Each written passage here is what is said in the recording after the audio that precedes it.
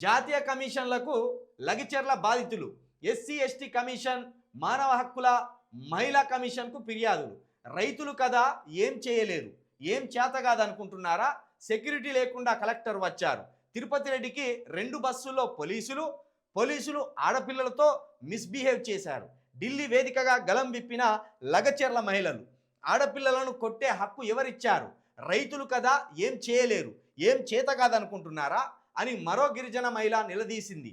ఆడపిల్లలను పోలీసులు కొట్టే హక్కు ఉందా అని ప్రశ్నించింది. గొంతు బట్టి కళ్ళకు గంతలు గట్టి ఇష్టానుసారంగా బూతులు తిడుతూ కొట్టారని ఆరోపించింది. గ్రామంలో మగవాళ్ళందరినీ అరెస్టు చేశారని, అందులో కొందరు ఊరు వదిలి పారిపోయారని తెలిపింది. తమ భూములు ఇవ్వమని చెబుతున్నా వారు వదలట్లేదని వాపోయింది. ఇంతకంటే 2024వ సంవత్సరంలో ఉన్నాం మనం. ఇంకా ఈ దేశంలో ఎస్సీ బీసీ ఎస్టీ పేద వర్గాలు ఏ ప్రభుత్వమైనా ఒక కంపెనీ పెడుతుందంటే వాళ్ళ భూములు ఎగిరిపోయినట్టే, వాళ్ళ భూములకు భరోసా లేనట్టే, వాళ్ళ ప్రాణాలకు భరోసా లేనట్టే, వాళ్ళ ఈపుల మీద లాఠీలు ఇరగవలసిందే. అలాంటి దుశ్చర్యలు దుర్మార్గాలు ఇప్పటికి కూడా కొనసాగుతున్నాయి. ఒకటి, ఈ లగిచెర్ల మహిళలు ఎవరైతే ఉన్నారో నిజంగా మీరు వీరవంతలని చెప్పాలి.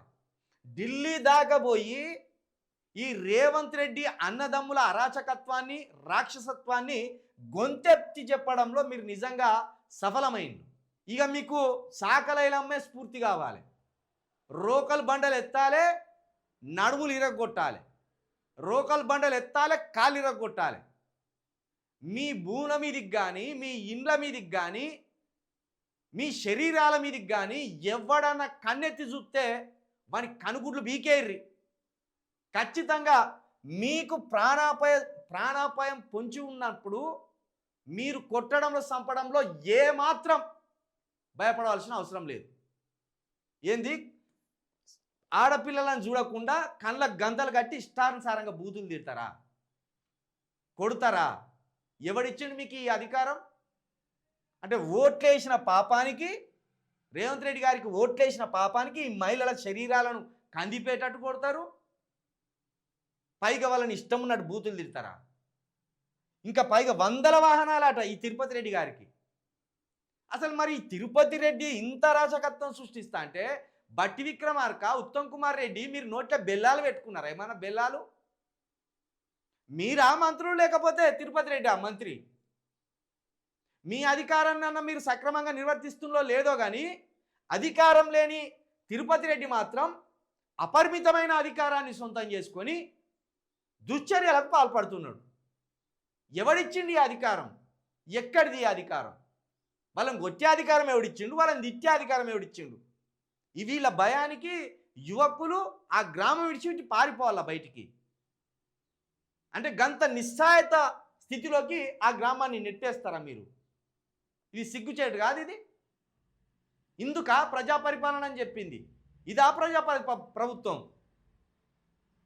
వీళ్ళందరినీ బీఆర్ఎస్ ఢిల్లీకి తీసుకుపోయింది. వీళ్ళందరికీ ముందుండి సత్యవత్ రాథోడ్ గారు నడిపిస్తున్నారు. ఇది లీడర్షిప్. తన జాతి బిడ్డలు, ఆమె వరంగల్కు చెందిందైనా తమ జాతి బిడ్డలు అణిచివేతకు గురైందని తమ జాతి బిడ్డలను తీసుకొని ఢిల్లీ జాతీయ కమిషన్ల వరకు వెళ్ళింది.